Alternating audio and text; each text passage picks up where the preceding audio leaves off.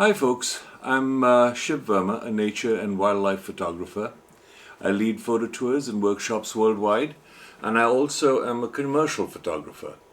As a member of the Panasonic Luminary team based in Rentham, Massachusetts, I have a small indoor studio where I do some of my commercial work.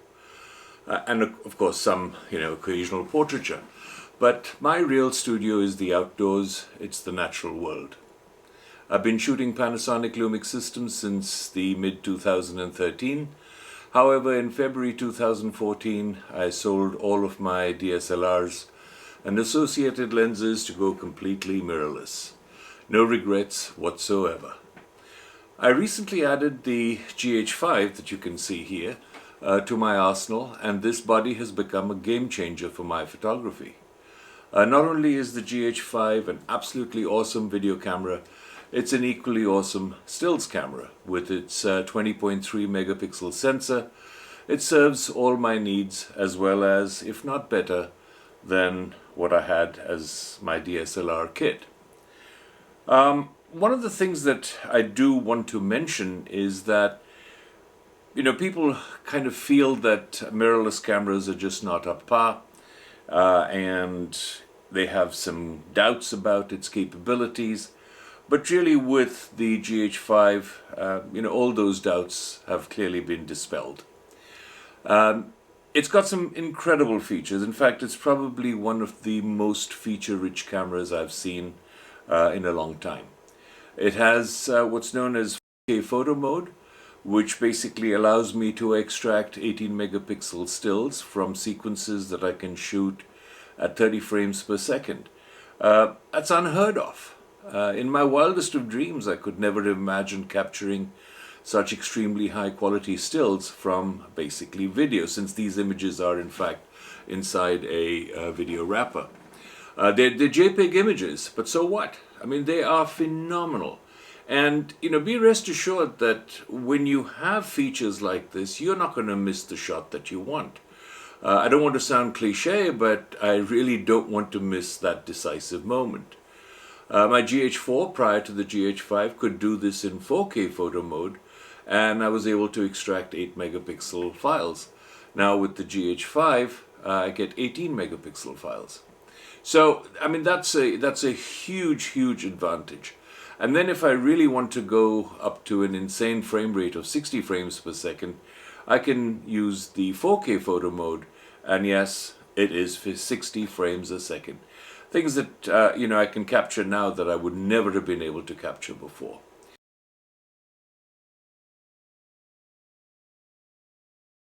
So, folks have also said about its ability to focus.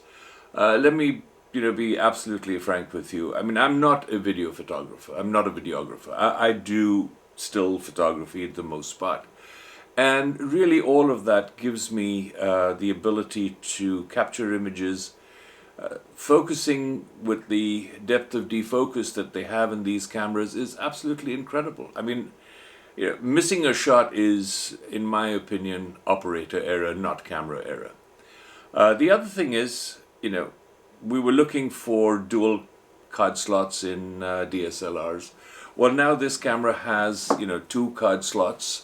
Clearly, I mean, if you look at it, you have 2 slots here, and you can put 2 SD cards. And the advantage of these 2 SD cards in this camera is that they will roll over if you want. You can program them to suit your style of photography. So you can do backups, you can do rollovers, you can do individual JPEGs to one, RAW to the other, video to one, RAW to the other.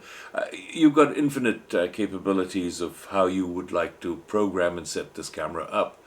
The other thing, it has a single battery. Fortunately, the battery is the same as the one that we had with the GH4. We have a very nice vertical grip, or a battery grip if you want to so call it. And this will take 1 additional battery in here. Now, when you have secondary batteries, people always wonder as to, well, what happens when the battery runs out? Well, when the battery runs out, the camera will automatically switch over to the internal battery, and you can then plop this battery out and replace it. The camera will not turn off. It will, however, turn off if you pop this battery out before it's exhausted. So be cognizant and aware of that, so you don't want to do that. The same thing basically with what I didn't mention before is with the memory cards. As a memory card fills up, you can pop it out and put another memory card in. So if you're doing long sequences of video, or if you're doing long time lapses and a card fills up, you have the ability to swap that card out while the camera is still, fully in operative mode. So, one of the things that you need to be cognizant of is that the buffer in this camera is also incredible. I mean, you can shoot and, unlike where you were shooting and then all of a sudden you have to wait till the buffer empties out. Very rarely have I noticed that to be a problem now with this camera. The buffer will not drag you to a halt. So, that's another great feature. So, I mean, let's talk about RAW capture from this camera. It's great. Dynamic range is excellent. If you're shooting RAW plus JPEG, you have, really awesome ability to actually send images right out of this camera to your phone. And this next image that we're going to look at is one that was shot in JPEG using the new Leica 12 to 60 millimeter lens, which I think one of the things that Panasonic has done now is they're really concentrating on producing incredibly good lenses, and the entire new series of lenses, with dual IS2, which is basically better than what they had as far as the straight dual IS image stabilization. This body has 5-axis in-body image stabilization that is really unmatched. It's not only great for us still photographers, it's even phenomenal for video photographers who can now basically handhold this camera and shoot away without any concern of jitter or shake being really a problem. So, not only is that feature great for us, the dynamic range is great, and let's also understand that this is a half-size sensor. At 20 megapixels, you're basically capturing a lot of density of pixel information, and it performs extremely well in low light. I have shot with this camera at 6400 ISO, nature and wildlife images, and those images are perfectly usable. I mean, there's no doubt that as you go higher ISOs, as you go longer exposure times, noise will generate. I mean, that's a matter of physics. I mean, you can't avoid it. But the output, and with a little bit of noise reduction, 6400 no longer is a problem as far as I'm concerned, and I'd be willing to shoot at 6400 with no hesitation at all. So here are some images that I was talking about in low light, and also some images that are just beautiful in normal shooting conditions. One of the things that I do want to mention is this new electronic viewfinder that we have over here. I mean, this is great. It's large, it has very high resolution, and is extremely well positioned and bright. As with all touchscreen Lumix bodies, the GH5 doesn't disappoint at all. I can safely say the GH5 has the best articulating touchscreen. I mean, you can look at it. I mean, you can just pop it out, you can rotate it, you can do selfies with it, you can do whatever you want. Vlogging is now a piece of cake. So, let's look at it from an overall point of view, that this camera is not just for videographers, it is a camera for still photographers. Great battery life, one charge, go a whole day without having to replace the battery. And feature functionality, 4K video, 6K photo, you've got the ability to do post-focus, select the image out of a range of images that the camera captures. And the other feature that I enjoy as a macro photographer is the ability to do focus stacking in camera. I can do focus stacking and generate JPEG images in camera, or I can do focus bracketing, where I can take a series of images and then combine them in post. Now I really can do focus bracketing and focus stacking with raw files.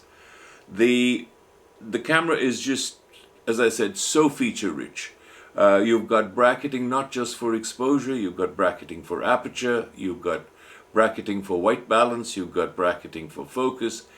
And these are things that gives us the ability to try out new ways of capturing images, new ways of doing our photography. And from an overall point of view, there isn't anything really that's lacking in this camera. So overall, in my experience, the GH5 performs as well as any DSLR. Its focusing capabilities for tracking birds in flight, face recognition, and customizable focus areas, they're an absolute boon to a nature photographer like myself. The menu system, unlike a lot of other cameras, is really well thought out and well laid out. The customization of function buttons is about the easiest I've seen and really unmatched by any other camera. If you need to program a function button, just hold it down for a bit and you get a listing of all the features that the button can be programmed for.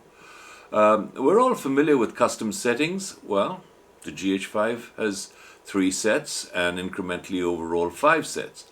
You can program and select via the function dial.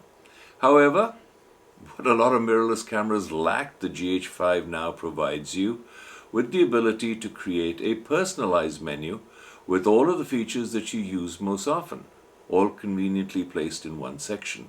For me, this camera gives me practically everything I would ever need. It's one of the most feature-rich cameras, as I've mentioned before, and it has a Micro Four Thirds sensor that, once again, with 20.3 megapixels, is more than enough for 90% of the work that I do and probably that I will ever do. So it's interesting, since getting this camera, as to how much I'm leaning towards doing other things, more videography, and combining my stills images with the exceptional video that this produces. And I think that'll give me the ability to create stories that I would never have been able to do before. So, as I said, it's a camera, it's a body for both still photographers and videographers alike. I'll use this camera without any hesitation, knowing fully well it'll perform and deliver what I need for my work. It'll deliver for what I need, period. I mean, it's just one of the most awesome bodies that I've used.